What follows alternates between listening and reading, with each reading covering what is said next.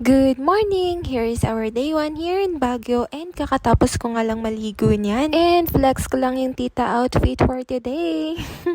Sino ka dyan, ante? So for today's video nga pala ay pupunta kami sa Botanical Garden and the Mansion. So go rebels na with my beshi. Say hi, beshi! Pagkadating, syempre picture taking na kaagad yan. And tara, iikot ko kayo sa loob ng Botanical Garden. Bungad pa lang, ang ganda na, diba? How much more sa loob niyan? Nako, dito mo pala makikita yung sari-sari at nagagandahang mga bulaklak. May ibang part nga lang din dito, nakakatanim lang at pinapalago pa. Sobrang lawak ng pasyalan na to at napakadaming tao as in. And may nakita rin pala ako ditong angel's trumpet na sobrang bango kapag sa gabi. Alam na alam ko to kasi may ganitong hardin si mama noon. And gustong gusto ko talaga siyang amuyin kasi hindi siya masakit sa ilong. Ang cute, diba? Eto, hindi ko alam kung anong hardin to, pero mukha lang siyang santan na makikita sa mga schools. Kaso mataas nga lang yung tangkay neto. So, flex ko nga lang din yung mga captures ng beshi ko and ang gaganda talaga ng mga kuha niya. See you in my next video sa Baguio Tour. Bye!